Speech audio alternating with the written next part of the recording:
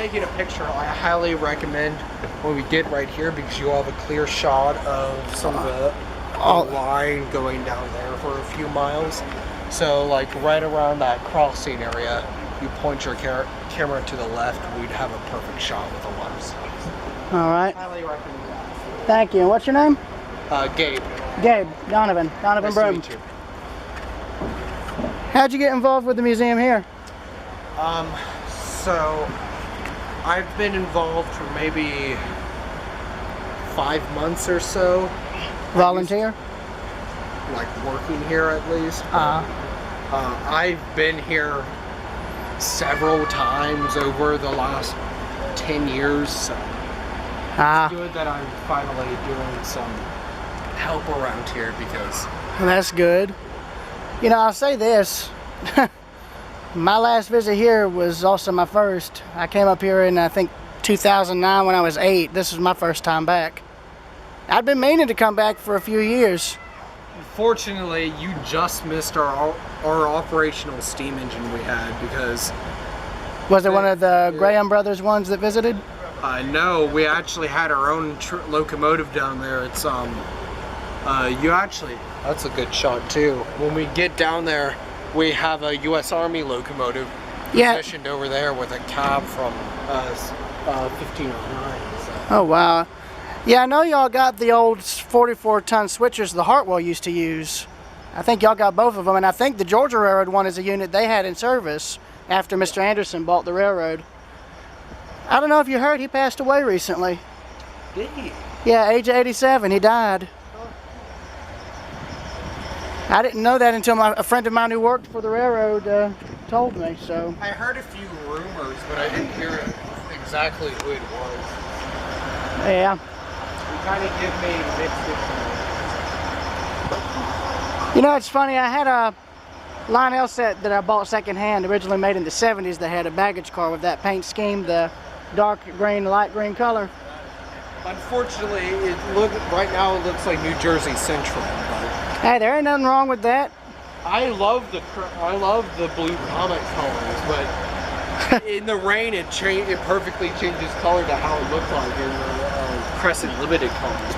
Yeah, and I heard that I saw images where apparently y'all have a I think one of the few remaining streetcars from Atlanta.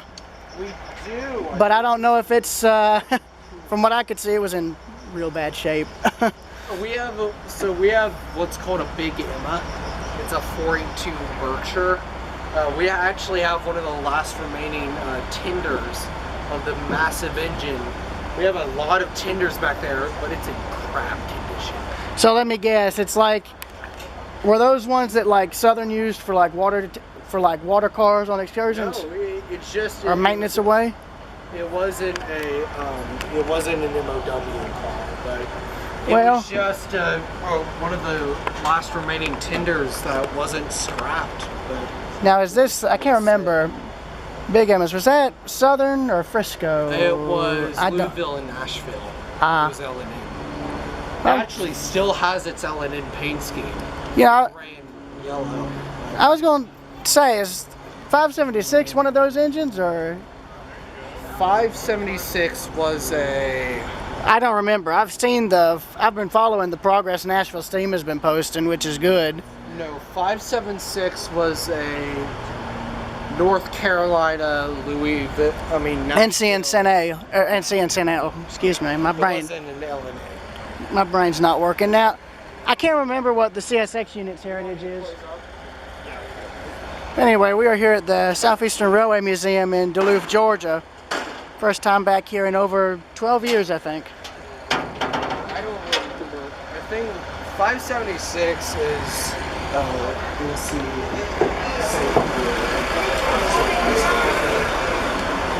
All right, so a few rules. We just want y'all to be safe. There's 6901. I think that's the number of it, or 9901. One of the engines used on the Southern Crescent until 1979. We're currently riding in a Southern Railway caboose, which has open ends on each end. And there's an N&W caboose here on the back. Funnily enough, They have equipment from both railroads here because they were what formed the modern Norfolk Southern, whose main line through Duluth is right there. And there's also a dead line here that's got tons of old equipment, from tenders to maintenance of way and a bunch of other stuff.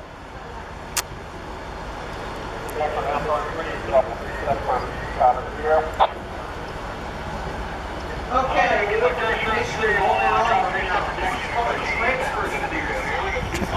we're going for short line operations on yards and various branch. Yeah, he said it there, transfer caboose. And we're off. It's not going to be a very long ride, but yeah. It's not going to be a very long ride, of course, but better than nothing. Plus, I haven't been back here since, as I said to the gentleman I was talking to, since about 2009. So here's their transfer track where they get donated equipment in from Norfolk Southern and get equipment needing repairs sent out. There's their main line, and you can see where there may have been a third siding there, if I remember correctly. And there's the interchange connection right there. That's as far as they can go. Old switch there with the old flags. Don't see them too often.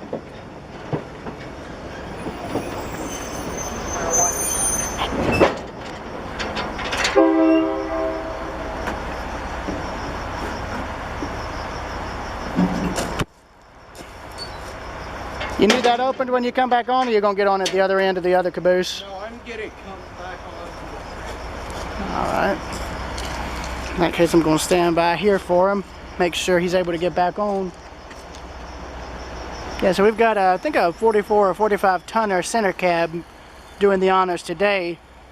I'm going to try and ride in the cab of that, knock on wood, so that'll probably be the 3:30 run. Gives me about 30 minutes to do what I need to do. Oh,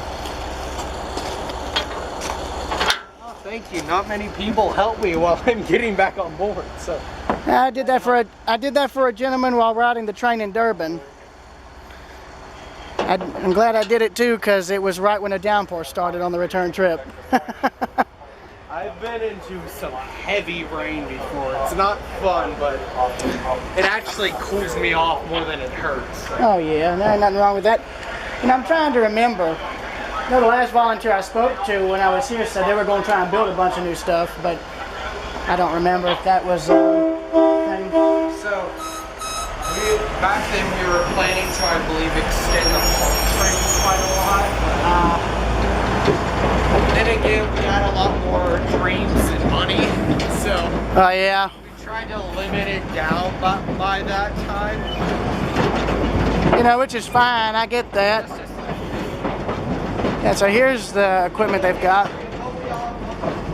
So there's CSX number 8954 and Georgia Railroad 1026 behind that. Southern Railway 9901.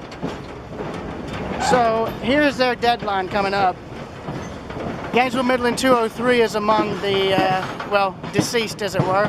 Got a Family Lines caboose there. Going to ask if maybe I could go and get pictures of that.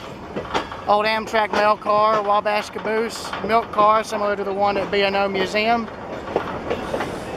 So here's the other stuff here in the very back of the property. And there's more equipment there, which I guess we'll be getting to in a minute. Southern Railway whistle post there, old whistle post sign.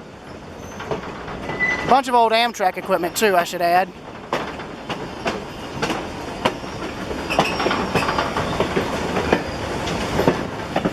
See their fence line there for their property. Now there's what one of these old switches would look like. You've got the flags and you've got the lantern on top. That's the first time I've seen it where it's fully complete still.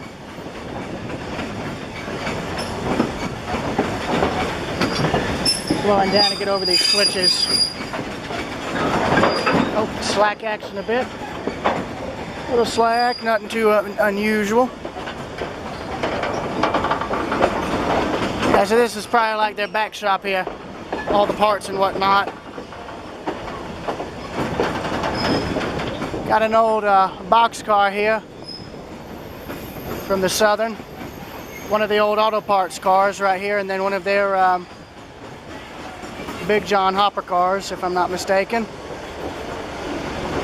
So they've got enough equipment where if they wanted to, they could do a photo freight if they wanted to do such a thing. Also a bunch of spare track sections too. Got a bunch of messed up equipment. Oh, hello. Got a steam engine right there. Southern flat car. Bunch of old box cars, cab. Got an 060 saddle tank there. Probably the cab. Oh yeah, right there. There it is. So they've got tons of equipment and storage in here. So you've got what looks like a wrecking crane there, judging by the bottom. Yeah, that is a way wrecking crane. Slack action again. Yeah, there's that. And then got an N&W gondola there, which is interesting. Yes, that's an old wrecking crane I can see. Booms all underneath all this, which is good. This is where part 1 ends and where part 2 begins.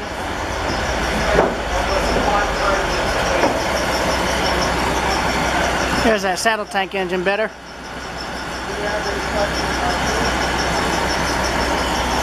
Back there, steam engine started a movie called Dry Green Tomatoes that was filmed in 1991. That locomotive is currently not in the best condition. However, it's one of our largest display features. The largest locomotive in the world. Not as big as this boxcar you see. Yeah, he's referring to Atlanta and West Point number 290. That's the engine that was used in Fried Green Tomatoes. It was dressed up as a different railroad and whatnot. You need a history lesson. I've got a basic idea. Yeah, I forgot 290 was stored here. Yeah, I mean, it's not in the best condition. Well, I heard that since there's just no way and nowhere to run it, you know, it's going to just have to be put on display. The only viable thing we could do with it was an Atlanta to Chattanooga service. However, since that is a big main line that barely has any room for more trains, we just can't operate something like that. So it's not the biggest deal, but it's a little unfortunate that that doesn't run. Oh yeah. You know, I think that was Georgia's only large steam locomotive that was still running an excursion service. Well, we did lease Texas and Pacific 510 and Canadian Pacific 2960. Well, I'm talking about by the 90s, you know. That was in the 90s. Oh, but well. Unfortunately, those had to go home. So yes, ANWP 290 was our only excursion locomotive that we had. Well, I mean, I know Strasburg and Spencer have let 611 come and stay a while. I know Cuyahoga Valley's letting 765 run. I guess. Unfortunately, they own a lot more track and a lot more things, and the track conditions in better shape. So it would be hard to operate such a big engine in a small area. I'm not saying here. I mean, I know the cost to move it to where it can go and run would be a lot, but. You know, you never know. Possibly. It could have a second life, but we just don't know for the foreseeable future. With the operational steam engines that we could run here, we could run the Heisler we have in Building 1, but Oh yeah, I mean, you could run like, say, like any, like... U.S. Army. Yeah. You know, it's funny, there was a couple of locomotives up in Griffin that were just sitting in a field because apparently the museum idea up there kind of went on the back burner. And I got worried because, you know, what if the person owning them sold the land and new owner didn't want the engines? I actually wrote a letter to this museum asking if they were interested in either of them. One was 040 saddle tank that was used at the Pullman plant up in Atlanta, I think, and the other was I think 1890 something engine that came from out west. Apparently it was in Doc Holliday. I don't know. But I think that whole thing might get restarted at some point, just don't know when. Possibly. The biggest thing is to transport stuff from another location. Yeah. I think they did say that they showed interest in it. It's just the whole money issue came into play, and of course I get that. Not the most. Yeah. This is not the most wealthy railroad museum in the U.S. Yeah. Of course, then again, it's kind of also one of the ones that's unknown. I mean, good example is the one up in Savannah. Some rail fans who follow my channel didn't even know it existed until I did video of it. I've shot videos for YouTube for this kind of spread awareness. It's like, it is such it's tucked into middle roads. I know, plus it's like off the main road, I mean.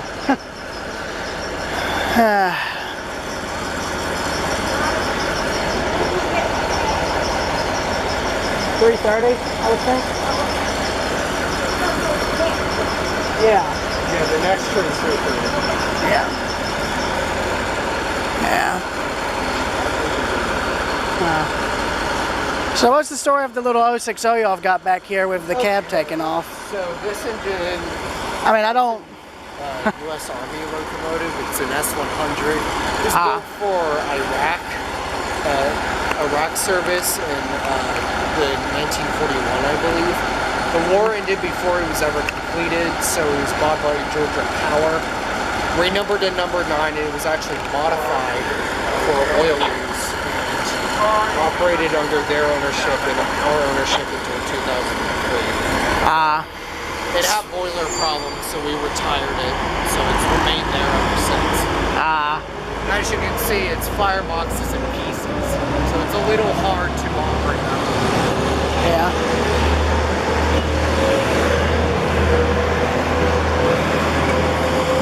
I'll just say this. Y'all need to support this museum as best you can. Like, they need the support, they need the attention, they need the donations, otherwise all this equipment you see out here rusting is not going to be able to get fixed. At least not in a real hurry. You know, so please come and support this museum. Last thing I want to hear, God forbid, is it closing because of lack of funding or something, you know?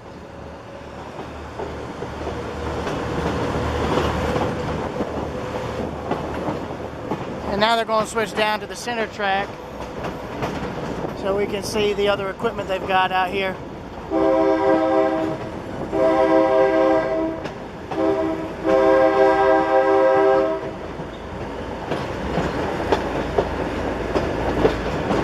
That's going to be that track right there.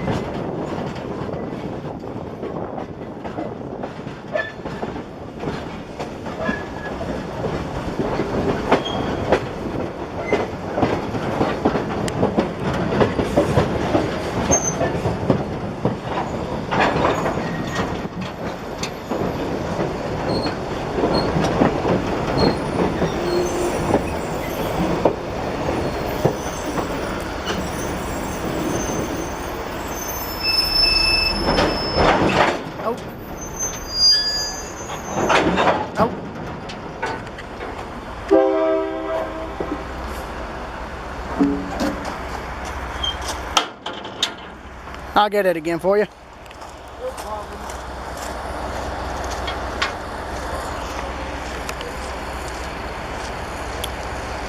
Yeah. It's interesting, you can feel the locomotive's vibration through the car. It's interesting.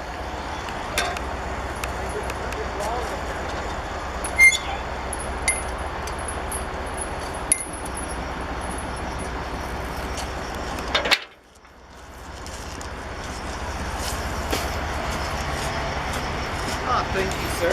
Your chariot awaits, my friend. Grazie.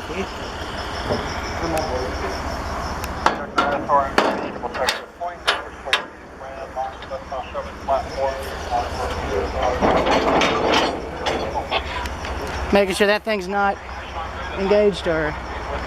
So the brakes in these things We want them to be.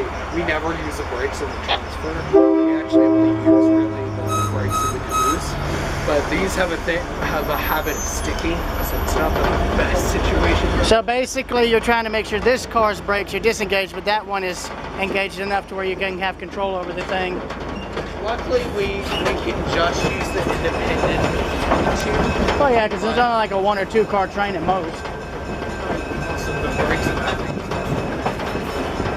The thing is that sometimes these either people touch them, reapply them to the point that it causes a lot of trouble for the up there. Yeah. So, just I want to make sure that these are fully.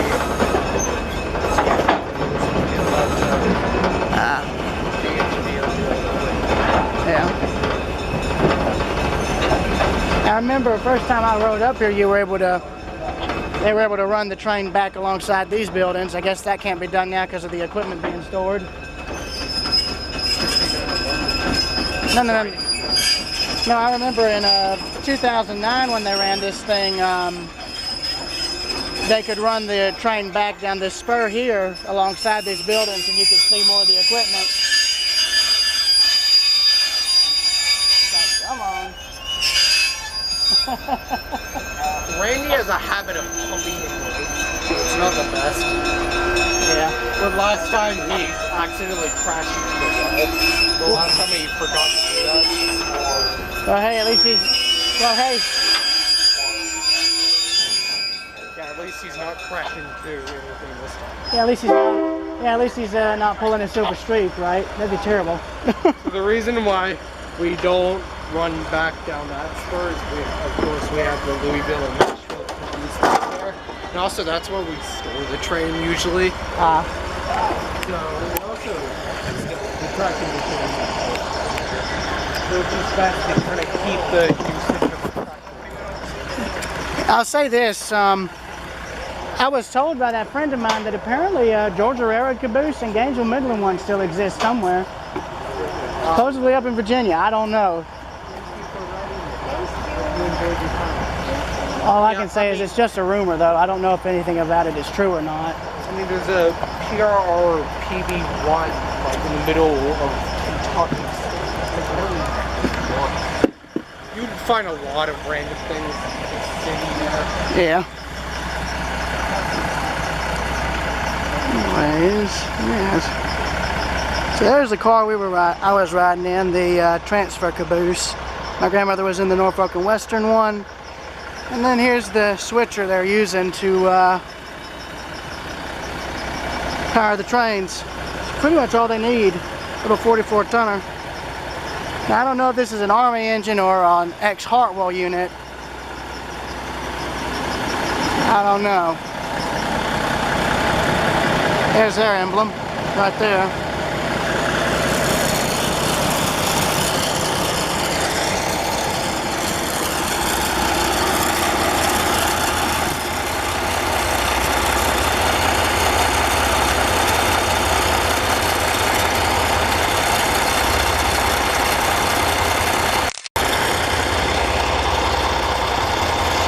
There's the CSX unit.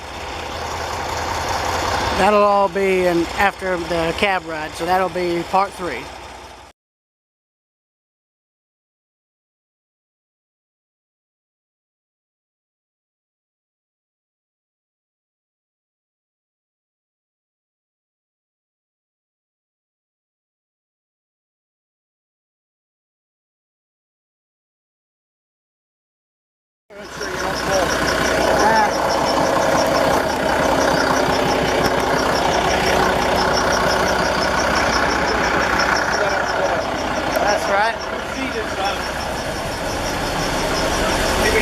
Right here, and I got a roll. Oops, sorry. We got to close the door.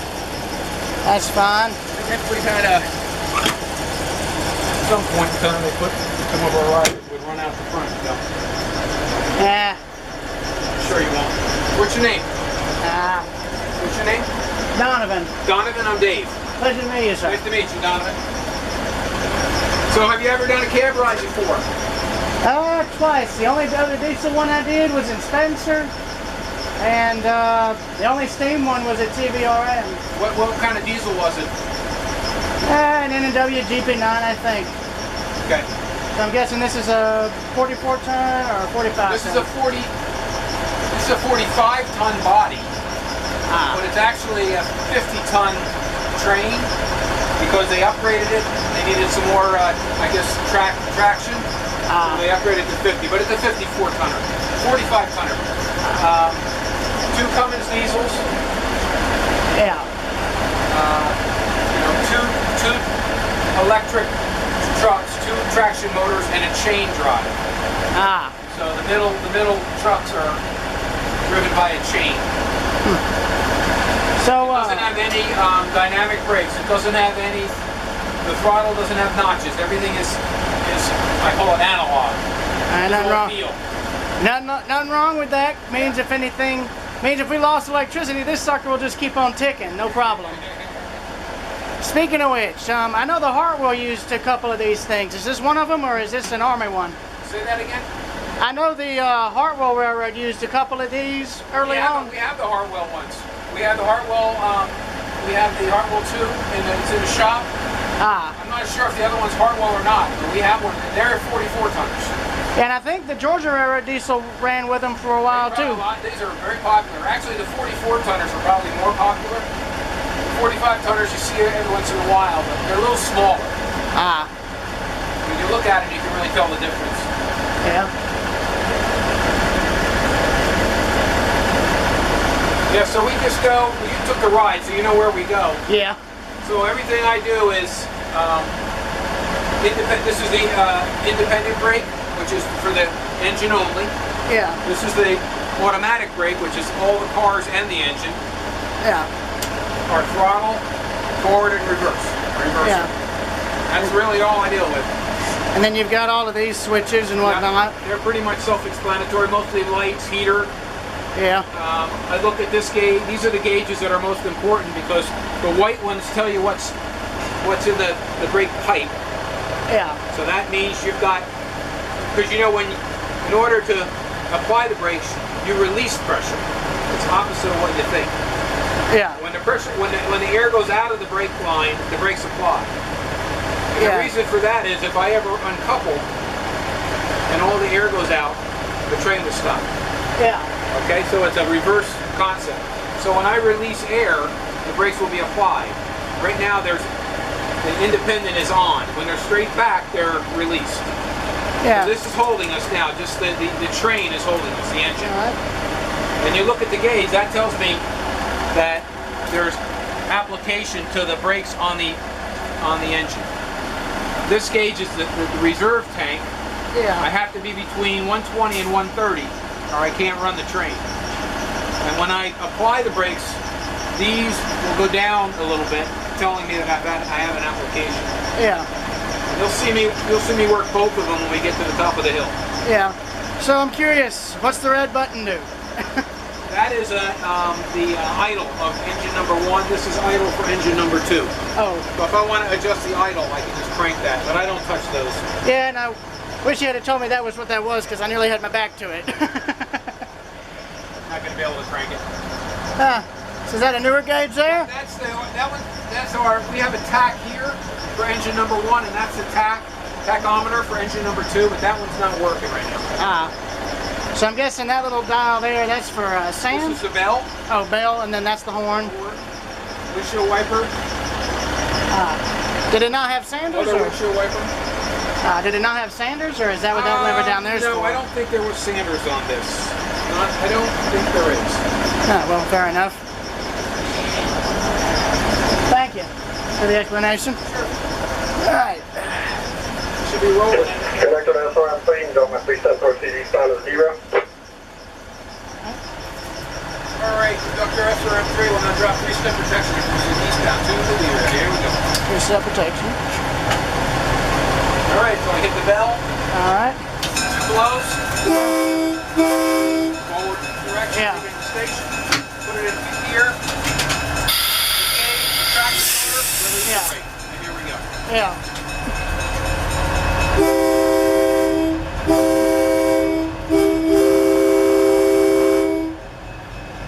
I'm guessing this one right here, manual brake, right? Brake, manual.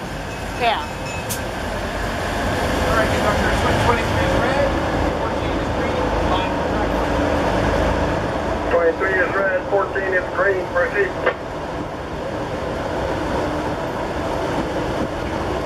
One of those little low ground switches there.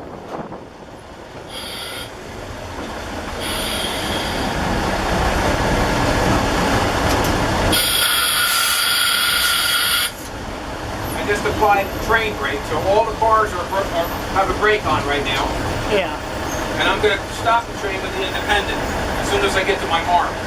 Which is the derail. And I'm at my mark, so I'm just going to Clear point. slowly apply this one. Yeah. That means you can jump off the train. Yeah, I know 2 means forward, 3 means reverse, 1 means stop. And I think 5 is like a warning to let people know, get on the train or you're going to get left behind or something. 4 is that's our calling the flag. Last run of the day, get on the train, you're going to be late down. And 2 longs is short and a long is a crossing. Yeah.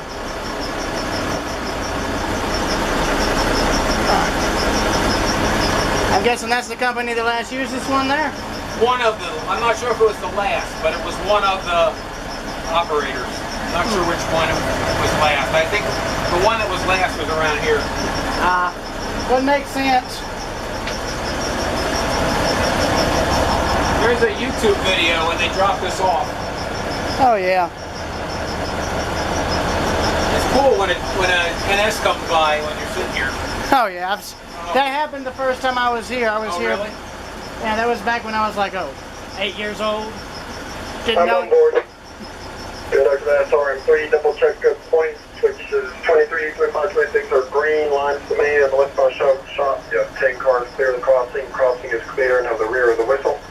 Alright, conductor, switch 23, 25, and 26 now showing green line for the main. We're heading westbound to the shop.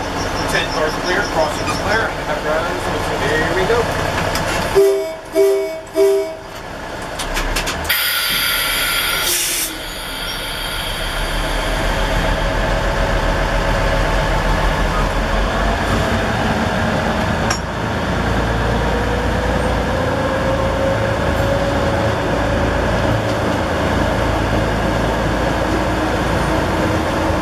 There was a siding I remember right there. I've taken that out since I was here last. Crossing remains clear. You collect 10 more cars. Crossing remains clear. What's that?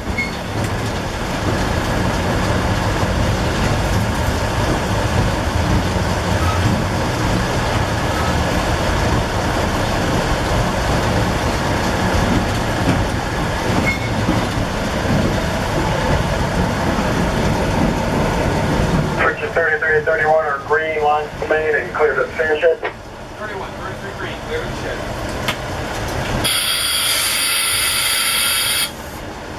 I just put an application again for all the train to slow us down going down the hill. Yeah. If I get going too slow, I'll release the engine. We'll go a little faster. We're going okay right now, maybe a little bit too slow. That's fine. Good way to spend the day, right? Well, you'll see when I release the engine, you'll hear a little bump. Yeah, slack action. Now, if I get going a little bit too fast, I'll bring the engine back into the lineup.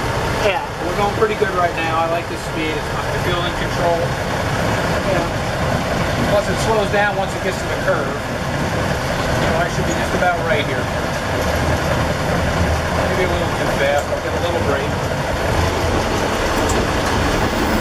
Get her slowed down. Clear to the shop door. Clear the door. And then I'll release. As I'm going downhill, I'll just release. Now I'm going to use the independent brake to stop the train. I'm going slow enough. Yeah. I'll probably stop her a little more here. See that until I get it going real slow. I don't want to. You don't want to run the door down, that'd be terrible. It's like, don't want to go full on silver streak mode, as I told Gabe. That would be bad.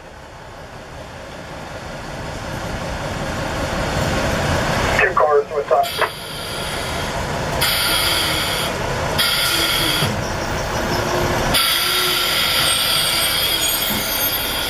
One car.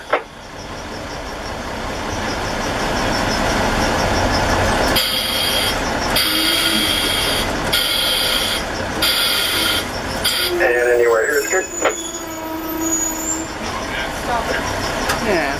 See the gauge is up to 35. That's pressure applying the brakes. Yeah, I see now. And I'm guessing that clock right there is a more recent addition. Yeah, that's a Ain't nothing wrong with that. magnetic clock. Why not? A lot of these are probably recent additions because, I mean, this used to be the tack over here. Oh no, this is probably original. This is a replacement gauge for temperature. Yeah. This is fuel. This is oil pressure. You want to keep an eye on that because if the oil pressure drops, you need to stop or the engine will blow up. Yeah, that would be bad. A lot of electronics. So this is a 37 volt, DC, yeah. and then these gauges. What you'll see, this is the voltage applied to the two traction motors. Right now, there's nothing applied because they're stopped. And then you had lights right there, there, Yes, they're lights. there, So if I there. put on the cab lights, those guys, this will go on. The gauge lights will go. Some of them are burned out, but yeah. Yeah. That's the heater back here. Oh yeah. Okay, so And then that's where this sucker comes in. That's where all the there's analog some goes. circuit breakers in there and stuff. Yeah, it's just, there's your problem right there. This little wire's got a short in it. There's some heavy duty amperage in this thing if you get in there. Oh yeah.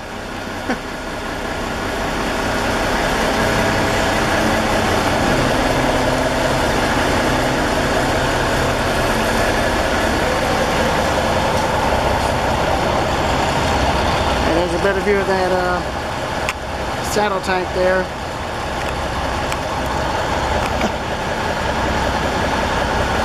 And a tank car back there from what I can see. See a tender of some kind back there too. It's probably 203. That's on 3, you can take a Get the pressure in through enough to see back up the hill. Forward. Yeah.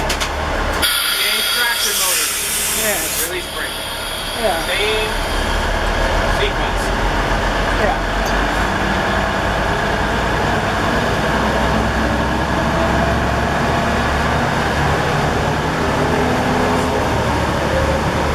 All right, push the 133 on the track 32. 31 are green, proceed.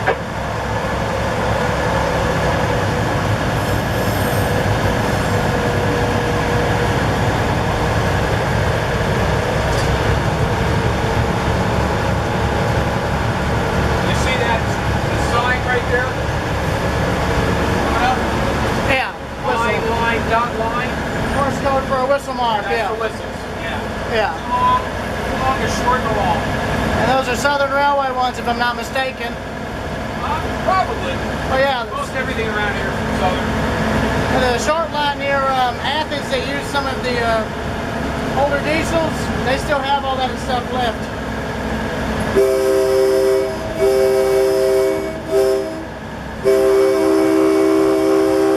It's 26, 25, 23 and 14 are showing green on for the day. 26, 25, 26, 14, green, proceed.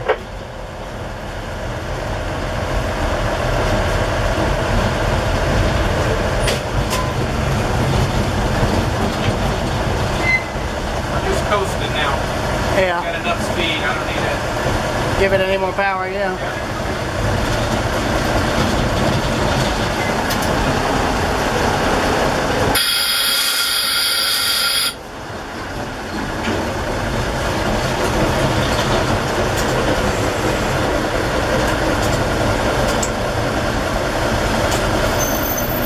Clear points. We'd like to come to a nice smooth stop. Yeah. So now we're in neutral, Yeah. no throttle, independent applied, automatic release. Yeah. The cars are going to slowly bunch up. So when I go back, Slack action. the slack's going to come in, and when I go back, there won't be any movement. Yeah. It'll be the bump bump. It's all about passenger comfort. Yeah. I wish the guy running the Heisler on the Durbin and Greenbrier knew that when I went. Pretty bumpy. Wasn't used to running the engine, and it was a steam one. How could you? Well, I say that. It's a login one, so it's a bit different. Is it a Heisler, similar design to the one y'all got. Yeah, it's the one Cass used. Conductor SRM3, double check good point. Switch 23 is red. Line to the westbound shove to the platform. You have 5 cars clear of the crossing. Crossing is clear. Now the rear of the whistle. Alright, conductor, switch 23, not showing red. Line for track 23 and the westbound shove back to the platform. The 5 cars clear of the crossing. Our crossing is clear. And you have the whistle in the back. Here we go.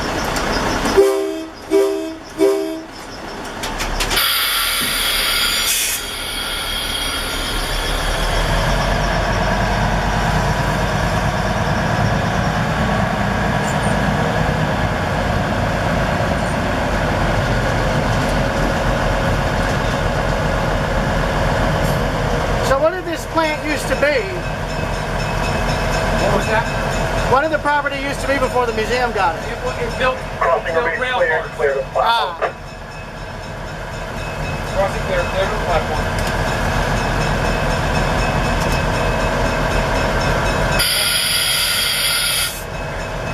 That's interesting.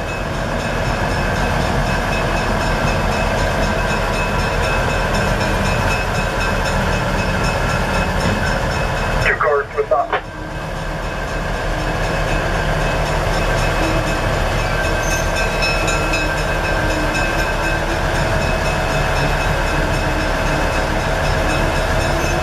One car.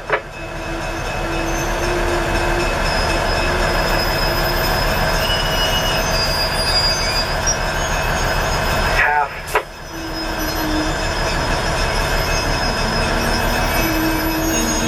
10 feet. 5, 4, 3, 2, 1, stop there. And 3 step for conductor.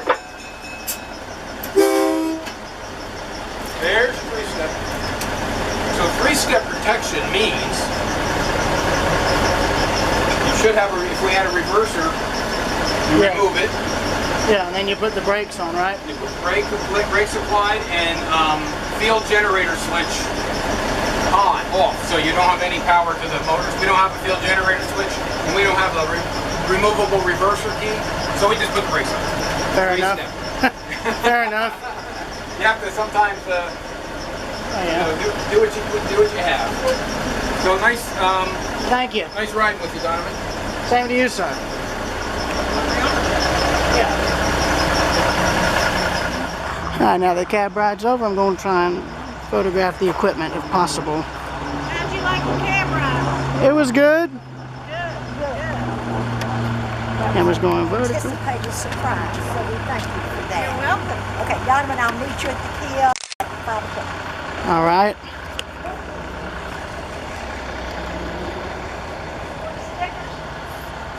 What? Stickers, I had Halloween candy left yesterday. Fair enough. I wonder if that guy Gabe's talking with is the manager. Probably is. So yeah, here this was a so correction on the Southern Railway unit. I thought it was 9901. I was wrong. 6901 is its actual number, and I think this is either an E8, E9. I don't remember. My brain's not working apparently. They've also got a Family Lines caboose, but I don't even know if I'm allowed to walk where they are. I mean, I would, if I was going to ask them, it'd be just to get pictures.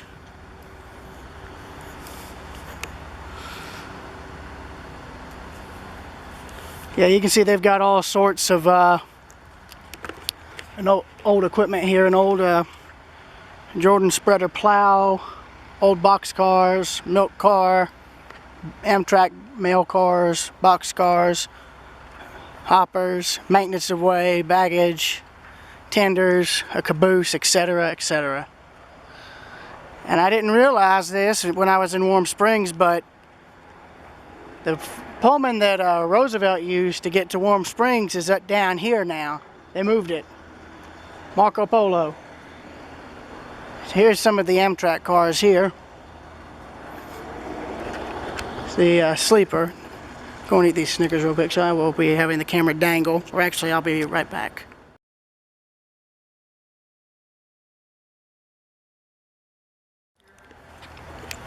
Especially because, actually, something about a good and important thing about these Amtrak sleepers.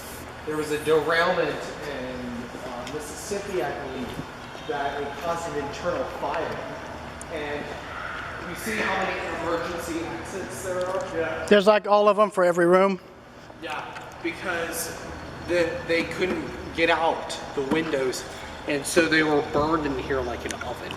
Ouch. It was either in Alabama or Mississippi. I don't remember the exact derailment, but gas leakage from an F-40 basically caused it to turn into a fire oven. You know what's so funny? The caboose you've got there? Yeah, Up in North Carolina, there's still 2 Jeeps in that same paint scheme still running. I mean, there's some still. I was told this not too long ago. We have some GP7s operating around Norfolk Southern that are still, and either their old GR, the New Georgia Railroad, or Georgia Railroad, and the Norfolk Southern paint scheme. So. Really? Yeah, I heard this one. Yeah, as I said, I was told this one actually was in operation on the Athens line or Hartwell, whichever.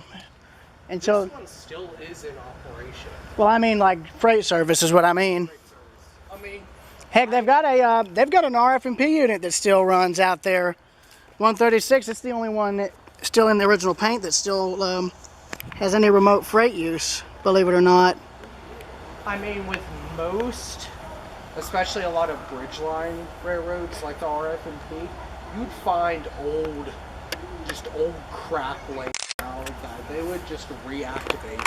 Because a lot of the RF&P units, being a lot of GP38s, they could just reactivate in instance, and they would be used for basically a lot of switching operations. So a lot of these units that are just sitting here like this one could just be reactivated and for like freight service if they work.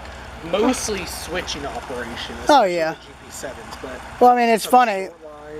Well, yeah, like Athens line Hartwell, they've still got 3 Jeep 9s on their roster. One of them is Chicago Northwestern, another's Bessemer Lake Erie, the other's Chessie System. It's weird, certainly. I mean, I think there's even an SW1 I've seen. There's a lot of just random locomotives sitting around all over the U.S. still being used for, or being waiting to be used for really anything. Yeah. It's interesting, certainly. Oh yeah.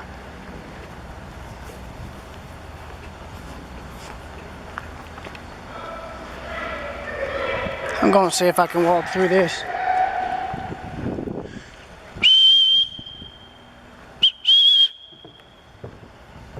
Yeah, here's this Amtrak sleeper. Welcome aboard the 80s Amtrak, where we're going in to the 1980s. So yeah, here's your bathroom and, or I should say, roomette. God, these are tiny.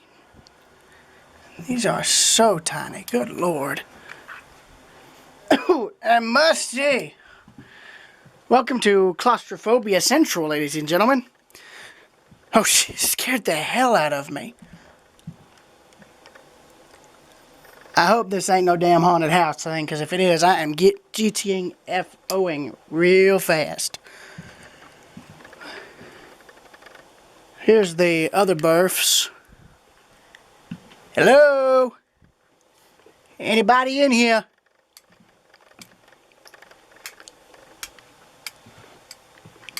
Anyways.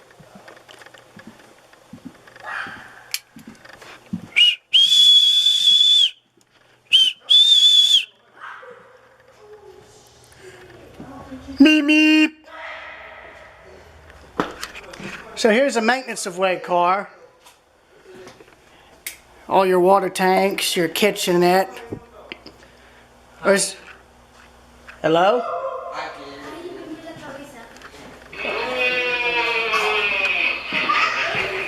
Moving on because...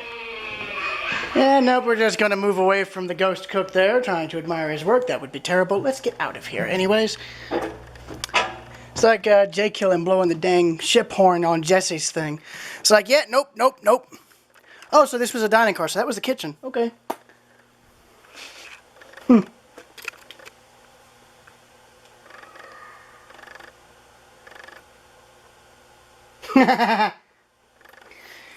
I wonder if this was used on the Crescent. It could have been. But look at this. You don't see this glasswork anymore. You don't see this on modern Amtrak trains, which is a shame.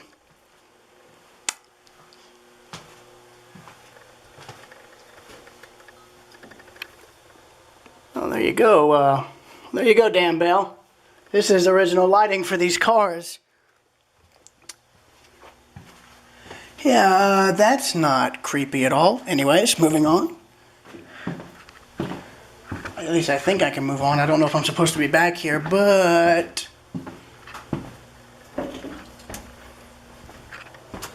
Storage. So here's the other kitchen part.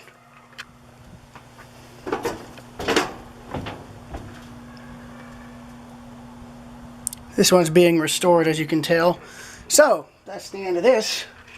Let us go inside building number 1, because I started a bit late.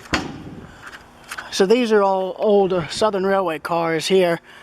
That is one of the old New Georgia Railroad passenger cars that would have been used in the excursion service that was offered back in the 90s, when 290 was still able to be used for such a thing.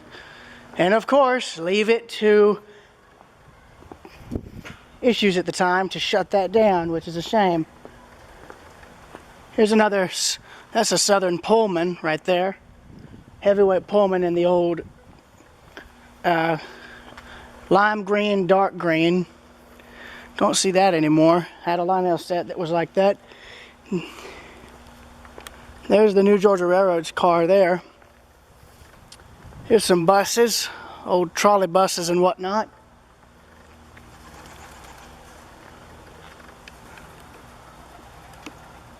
There's some pigeons.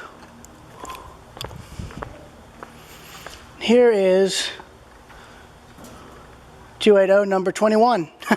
Ironic, seeing as that it has the same number as my age. CV. I think that's Chattahoochee Valley. Yeah, Chattahoochee Valley Railway. 280. Freight service. And then you've got another Southern passenger car named Charlottesville. Then gondola and a bay window caboose here in the back. And apparently you can probably go into it, question mark. 1977. If you're curious of the numbers, this was Southern's old barcode system. And there's an early barcode right there.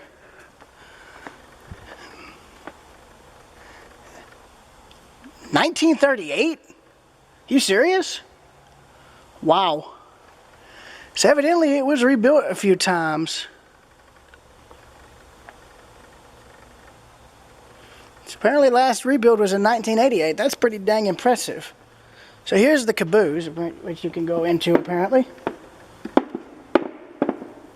I'm going to move this so it's actually stable for once.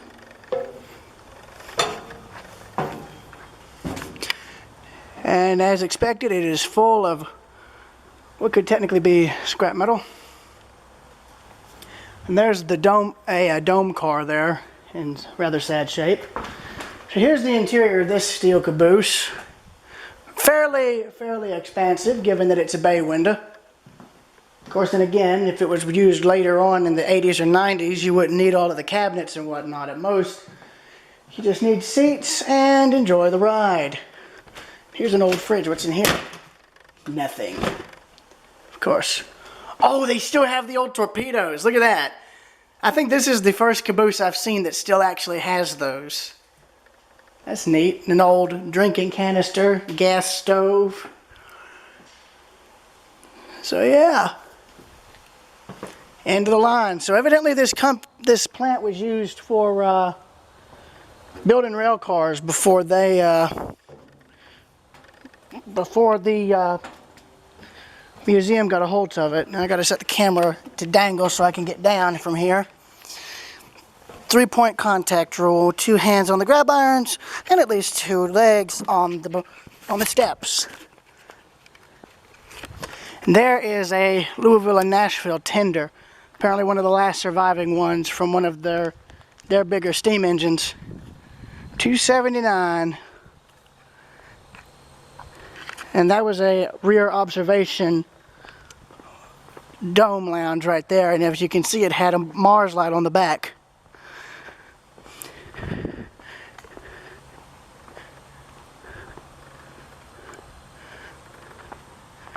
Let me see, what time do I've got, because I need to make sure I can see the rest of the museum. 3:59. Yeah, I've got another hour or 2 at most.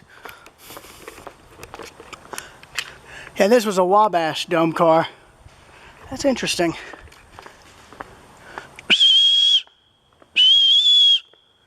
And I don't know what they did.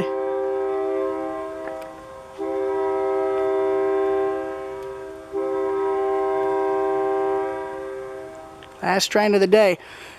That's some good paint for it to have held up for as long as it has and still be shiny. But dang, that's a shame, you know. Yeah, but see? New Georgia Railroad. That was their livery right there. It was a livery inspired by the Central of Georgia's railroad scheme and livery. You know, it's a shame. If that was brought back, it would probably do really well. And it gave 290 another chance to run, because that was Georgia's only large steam engine that was still able to run. It ran until 1992, and that was it. Minute funding for that railroad operation was cut. 290 was retired from excursion service and came here, and it's been here since, and it's not really in the best shape. Cosmetic restoration is all they could do, or can do, because that's all they really can use it for. There's just no room on the property to run it. And that's how it all stands, sadly. Oh, this is an Army transport. I didn't even realize. Yeah.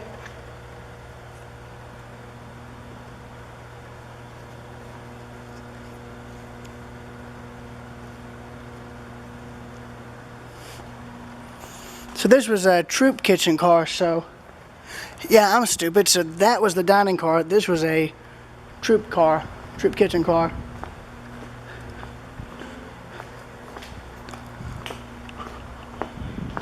Got a couple steam traction engines here. One of these is on display in Forsyth. One of the few that was, yeah. Now that's awesome right there. We're notoriously well built. One engine built in 1877. It's used for more than 70 years. So that means it was in operation until like the 90s or something. Vulcan Materials. So I wonder if this is that engine. It would make sense. 1877, 1977 be 100 years.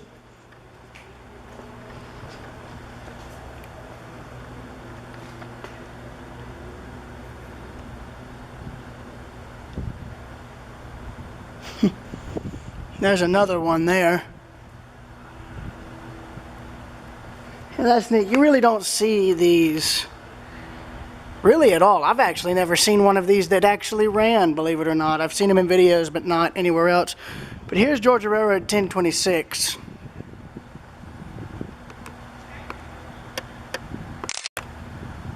So this is where part 3 ends and where part 4 will begin.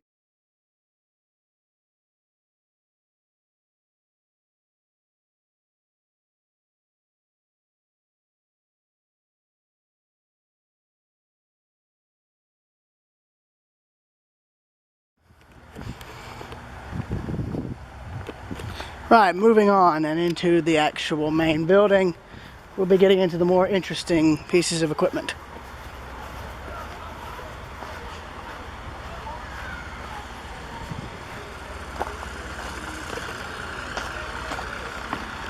There's CSX 8954, the newest member of the collection, SC45-2.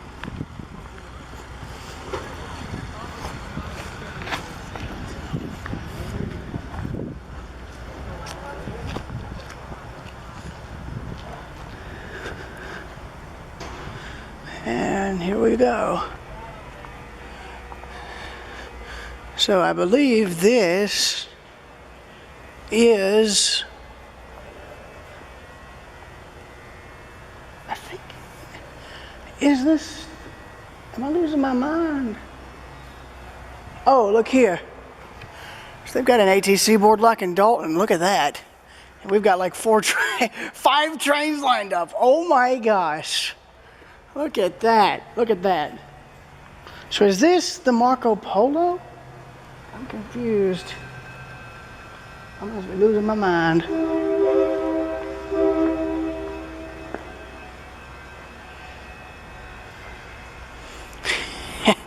Atlanta chapter NRHS. Now, here's a similar Heisler to the one that runs in Cass.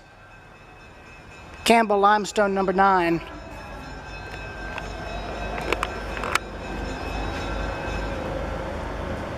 There's an old reefer behind it. I like that it's been restored to a kind of Southern Railway-ish color scheme. That's nice.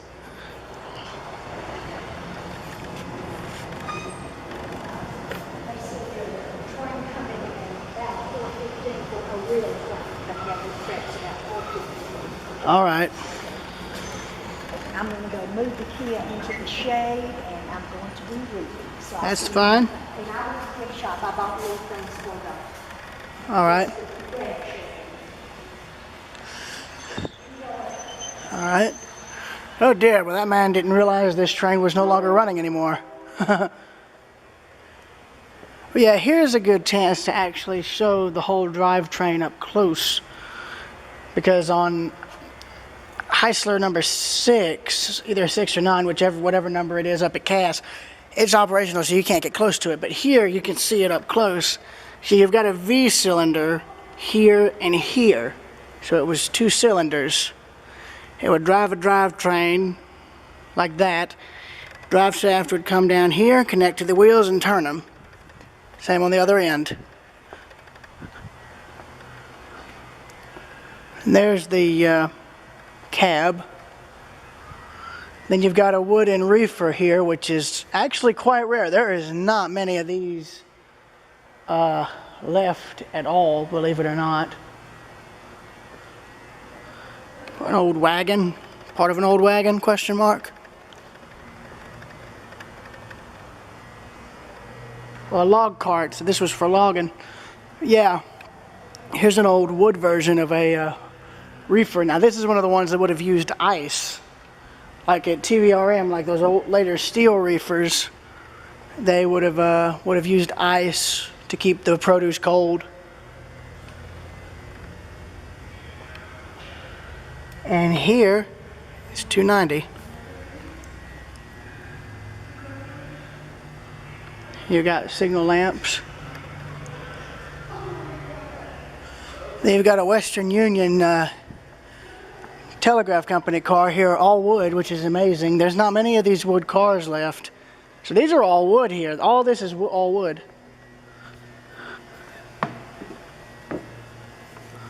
Here's looking in one way, looking in another. So I'm going to have to put all of this recording together in I'm going to put this recording together in my computer's editor, because when I put it in through Clipchamp, it has a negative tint over everything, which is weird. 1957, wow. Built 1929. Then here's a Seaboard, I guess, camp car here. And then a wood caboose, I believe central of Georgia. Oh, Hello, Mr. Spider. Yeah, bunk car.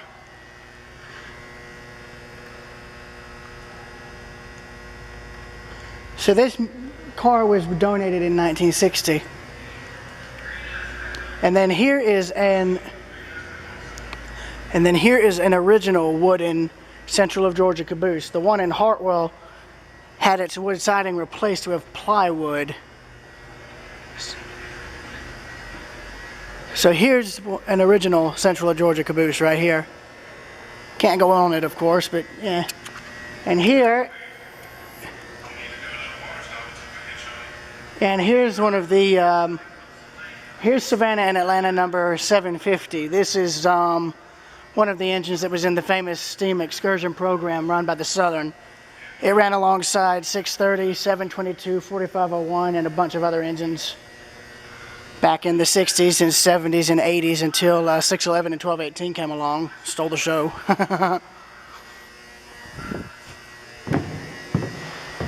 Yeah, you've also got a bunch of other artifacts, old cars, speeders, maintenance away stuff, that sort of thing, hand cars. But here's a better view of 750.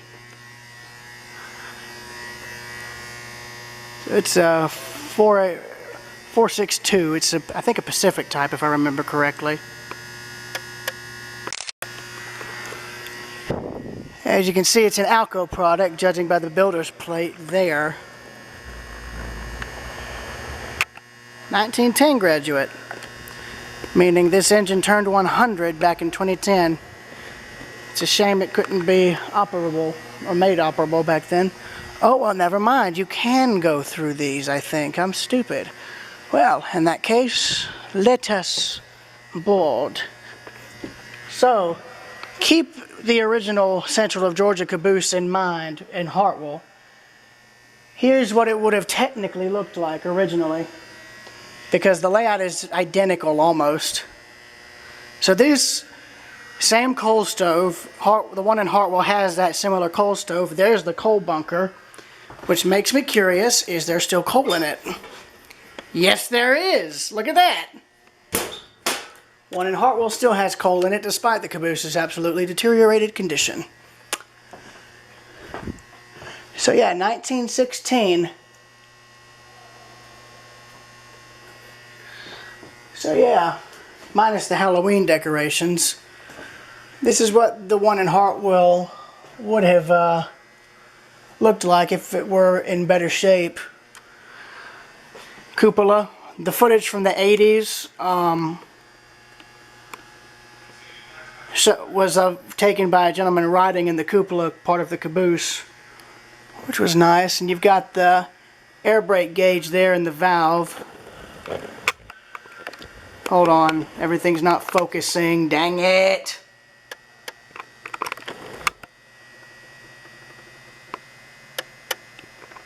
There we go. So yeah, the gauge is still up there, as well as the handle to dump air out of the system. Hello.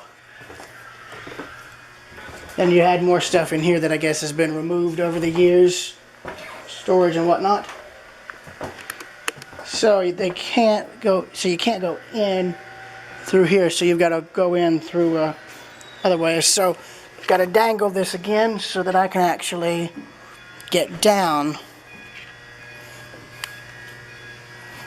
Oh, I forgot. I misstepped. Oh, so you could board this one, but they don't let you do that anymore. So here's a bunch of old fire engines here. My hometown had a similar older model to that one.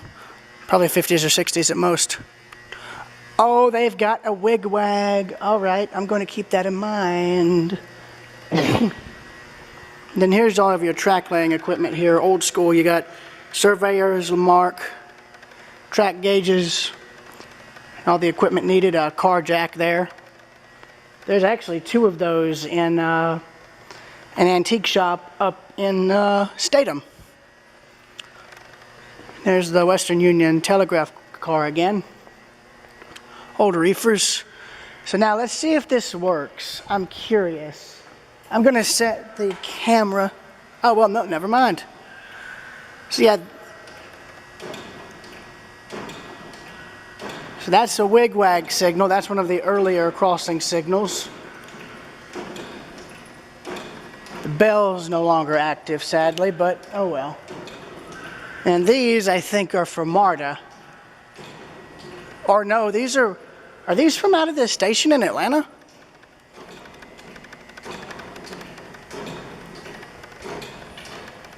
Yeah.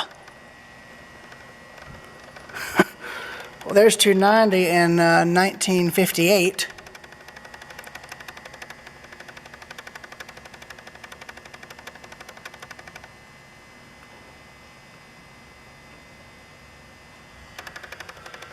So apparently there was one of the cars here is from the Nancy Hanks, too, or whatever it is. That's interesting. And then you've got what looks like an old depot here. Train boards, booths, ticket windows. The inside of the car there again. That was a tool car to repair telegraph lines.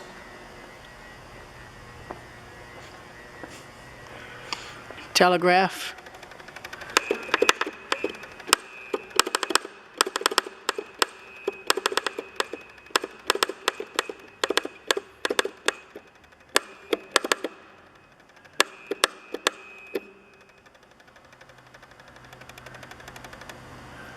Where's N? Where's N? Dang it, where's N? Oh.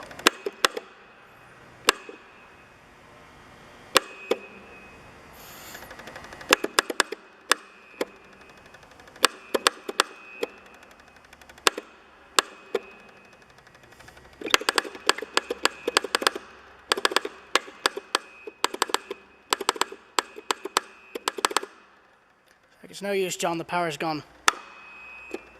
Flatlined. Oh, hello, what do we have here? I do not recall all of this being here. So yeah, this is what the inside of a station office would have looked like, technically. You'd have all the equipment as shown. And then there's all the signaling, which I will get pictures of for Rails Unlimited. And there's what the inside of these would have looked like right there, loaded to the brim with fresh fruit. Or semi-fresh, if you want to get technical.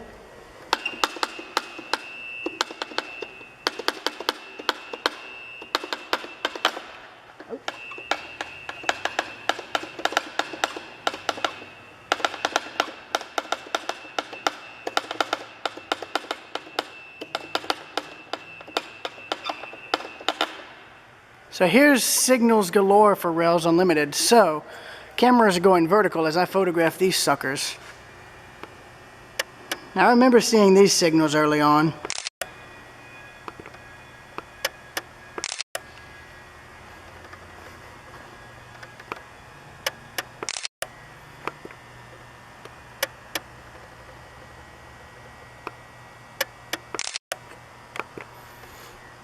And then this is one that was similar to what you'd see on the Norfolk and Western, the searchlights, or not searchlights, the color position lights. And then you've got old crossing signals and the like. And speaking of which, let me hit this. Nah, the signals is going bonkers, it's fine.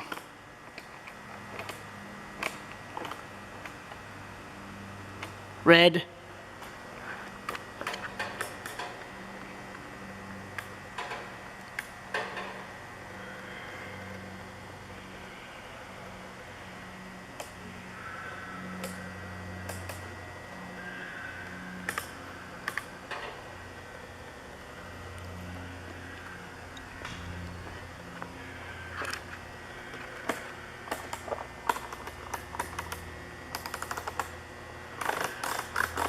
It's a signal disco light. No, I'm just kidding.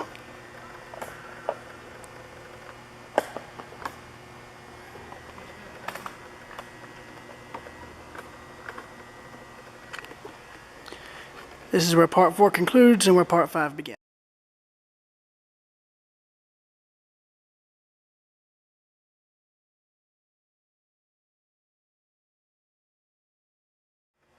Part 5. And then here is a dispatch board from what you would see in the old yards. You won't see these in use anymore, and these are old semaphore levers for Armstrong switches. This is what you would have seen in an interlocking tower. And here's some of the old tools you would see in locomotive shops. Funnily enough, if they could get this stuff fixed up, I can guarantee you a major repair shop for, like the one that Midwestern Railroad Heritage is doing could, bleh, my brain's not working there. If the group out there in restoring the old Silva shops, the old Rock Island shops could get their hands on stuff like this, it would make repairing steam engines for excursion use all the more easier. And if you notice, that stuff was belt driven. The different sized pulleys are for different tensions for the belts. So there's one more thing I need to see, and that is the cab of 750. I haven't had a chance to see 750 yet at all.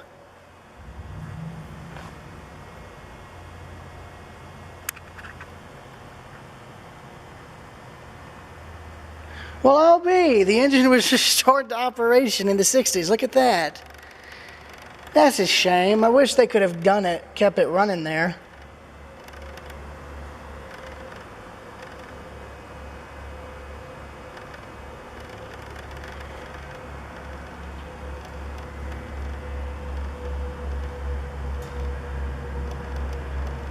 Yeah, engine number 9 is one of only,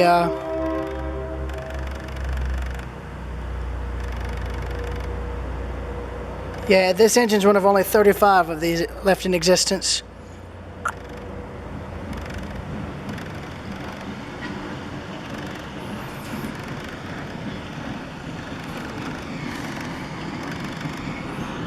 But that is interesting, though.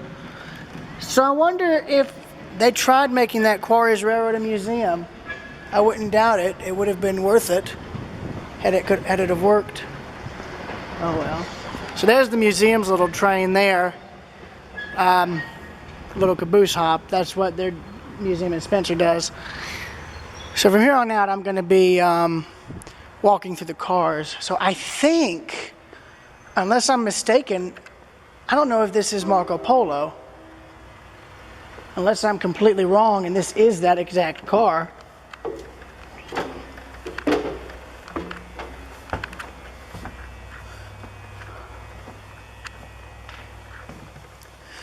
Looks gutted, sadly. Oh, but here you go, Hurricane. You want Art Deco? You get Art Deco. Look at this. Wow. God, look at the ceiling, the crown molding. Oh, I love this. I love this so much. Pullman private car, superb. So this was the dining room part of the car. I've seen these. You could literally take one of these if you wanted to and literally put it on a piece of land and you'd have a house right here. You just need to make sure it would work. Oh, original light switches.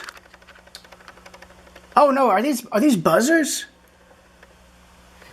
Oh no, those are old light switches. Okay. So here was your first bedroom, private bedroom, letter E. It's the E. There we go. I'm sorry. So yeah, basically what you've got here is a bed, a single bed, little nightstand with a mirror, medicine cabinet, closet, shelving, little sink, hot, cold, the center was for warm. And if I'm right, I believe this was that's probably the commode, the toilet. And the shades were what you'd pull down for privacy. That is what I call a common sense fan, because back then common sense would tell you not to stick your fingers in something that would chop them off, you know? And by the way, I'm 5 feet tall and I think about maybe 2 or 3 feet wide at most, arms tucked in. So yeah, this is claustrophobic as heck. So here's your little shared restroom. Tile floor. Sink basin.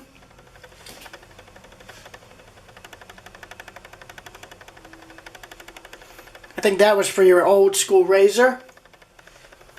You got your little shower here. And all that. Sorry if the camera's not focusing. There's not enough light. Oh. Hey! Taxi! Sorry, I couldn't resist. That's a scene from End of the Line, which is just great. Bedroom B. So here's bedroom B. You're getting a little more, a little nicer accommodations. So you've got 2 chairs, a table, a sink, probably a combination bath or shower somewhere off to the right. Now you're probably asking, it's a bedroom, so where's the bed? Simple. That right there is the bed. It would pull down and you could sleep in it. Here is a section bedroom here, A. So again, see, a little sink, little medicine cabinet, 2 bunks, which could then be folded up into seats with a table. So technically, both of these could be 2 beds. I think these would have been cabinets or restrooms, one of the 2. Oh, now here we go. Here's the kitchenette part of the car, I believe. Yep, I was right. Servery. Can't believe that's actually a thing. Yeah, so here's your little shower. Old school heater. That's probably from like the 50s or 60s or 70s. We're going to close that back. Old sink. Another medicine cabinet. More beds. So I guess this was like a pharmacy? Question mark? Yeah, you've got little bottles. Let me see. Yeah. Prep server that the stewardess used to finalize meals that the chef prepared. Stewardess had a number of items to add their final presentation to the meals to be served. This area was truly the working area of the car where the steward and chef not only worked but also lived. Side left of the station was a section type room that was the quarters for the steward and chief. Yeah. I'll just say this. You guys, if you guys want to see this for yourself, I highly recommend visiting the museum because my recording just cannot cover all of it. But here's the kitchen. Heavily trafficked, judging by the tiles. There would have been a stove here, but you can see that's been ripped out. You would have had storage up above it. You would have had a sink here. All your prep stuff would be here. And this car would have had steam heating. That's what this is. This nice grating. That's heated steam lines. The heat from the pipes will radiate out, keep the car warm. So, next car. Now, I'm wondering if this is the car.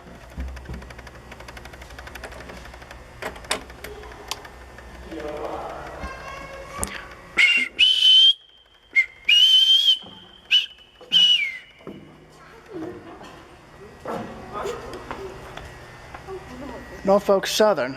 Okay. Oh, Norfolk Southern. Hello, this is it. Marco Polo. This is the Marco Polo. I'll be.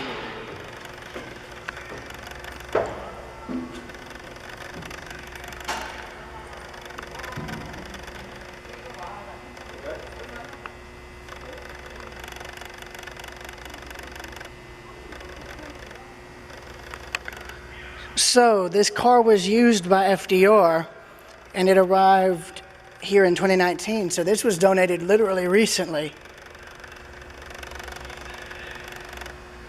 So, FDR used this car for the first 2 terms in office, and before that as governor of New York.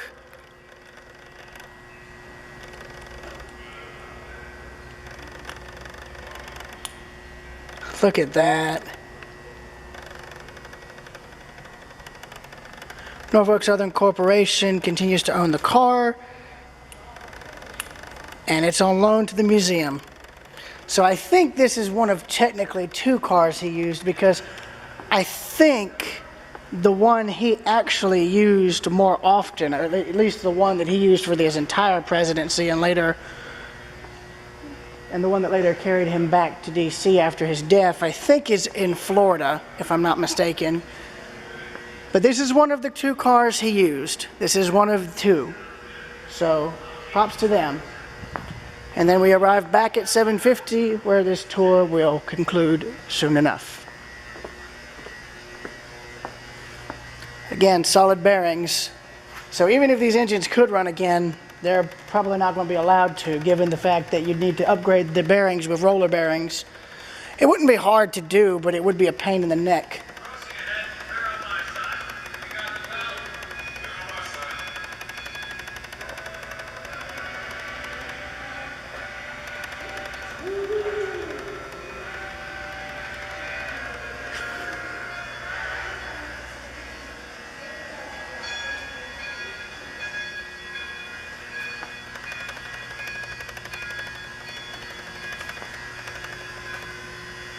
So yeah, this was a passenger engine, 462 Pacific.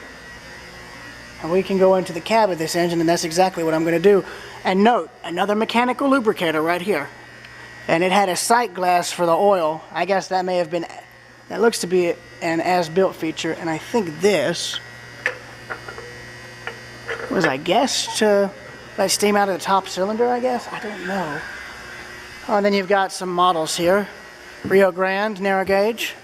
It's probably a garden layout, so probably LGB built.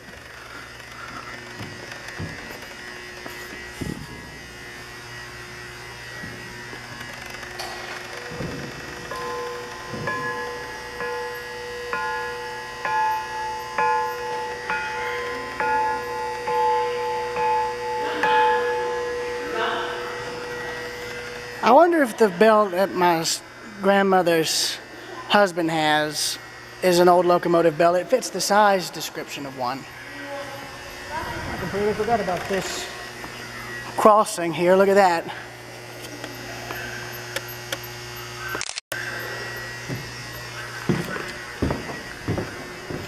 It's an old EDT here. Oh yeah, look at this.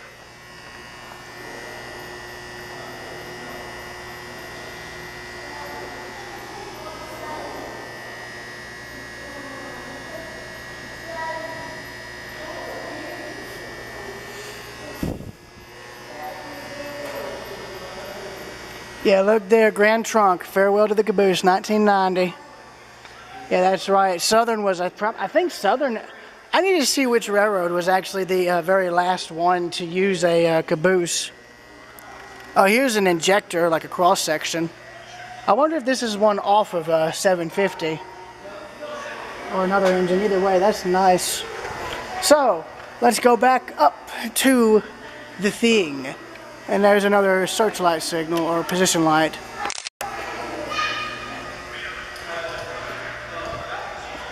So anyways, before I keep losing my mind, here we are going into the cab of 750. 750 here was originally owned by the Florida East Coast Railroad as their engine number 80. But after that hurricane knocked the Key West line out, they sold her to us. Well, I'm glad to have her today. I walked over and she's as fit as a fiddle. So yeah, they've got it immaculate here. I don't know if the recording is something the museum did, but I wouldn't be surprised if that's the case. So, what I'm trying to show for 208 and 9... They added another 2 Pumas to this train for today. Yeah, but see, here is the engineer's side. Here's where you've got all the valves and whatnot. Johnson bar, or throttle bar there. All the water things, or the valves and whatnot. Now, note, the engine has 2 sight glasses for water. One on the left for the fireman, one on the right for the engineer. Watch on the signals. We'll have to keep our speed down to 30 until we fully leave the city.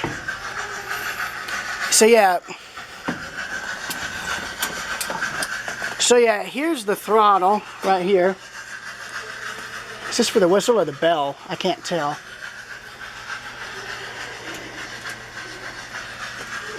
I think that's the whistle. Crossing ahead, clear on my side. You got the bell? Clear on my side. Yeah.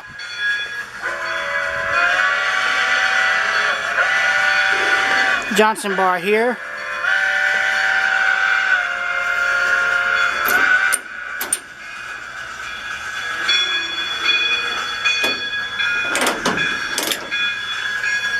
think this was for the fire, or for the ash right here.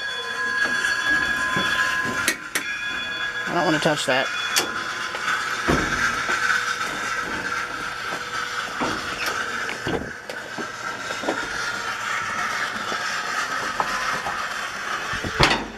Now this engine is hand fired. There's no automatic stoker here. And there's the inside of the firebox. You can't see much at all. Green aspect on the signal. I see it. Green aspect on the signal. Yeah, that's spring-loaded. I ain't gonna touch that. So here's the fireman's side. As you can see, there would have been some more valves here, here, here, and here, but they've all been removed, which is a shame. Clearing Waynesboro. We'll need to do enough water stop until we hit Shawnee. So, but yeah, that's pretty much it. So I will probably see y'all later. Lots of folks set up in shacks by the side of the tracks. All right, Observer 2000 signing out.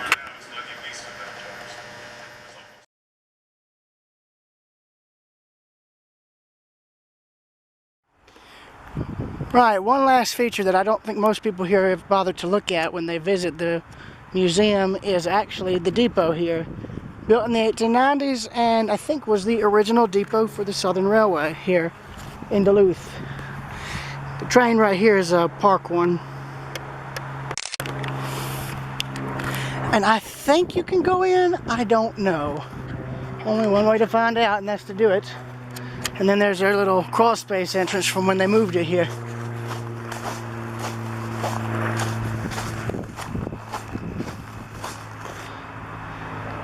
So here was the track side of the depot, right here. Oops. Ah, stop it. So this is similar in design to another Southern Railway depot I've seen before, where it's got an upper cupola, which is interesting. So it's apparently another museum. And oh my word, is it complete. Look at this.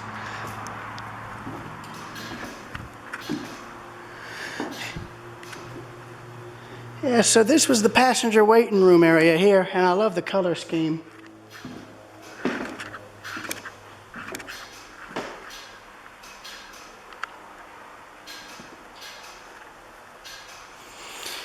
Yeah, you've got benches along the sides, some benching here. Got your ticket window here. So this is more, I think, about the town of Duluth, which is fine. I like this. There's the General 2, which used to run on the Stone Mountain Railroad before they stopped steam entirely in the 80s and 90s, which is a little stupid. And then this talks about the Great Locomotive Chase, which I've seen.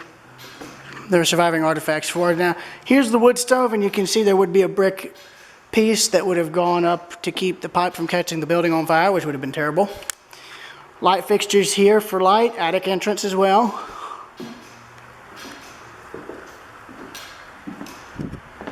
Then here's the back part behind the ticket agent's desk.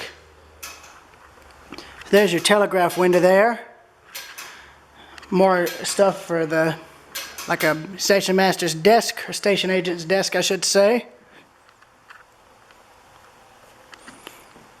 More equipment from there, over here.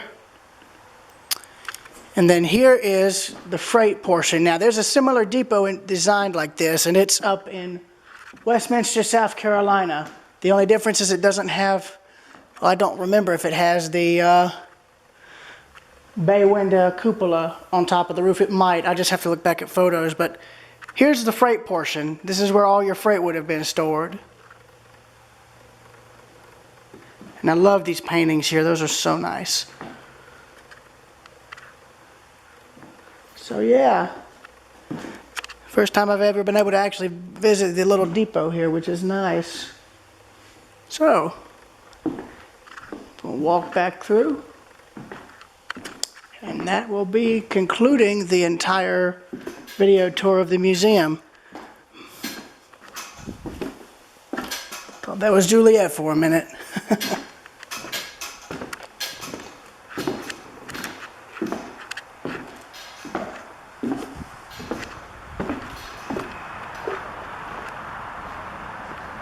So yeah, that's pretty much it.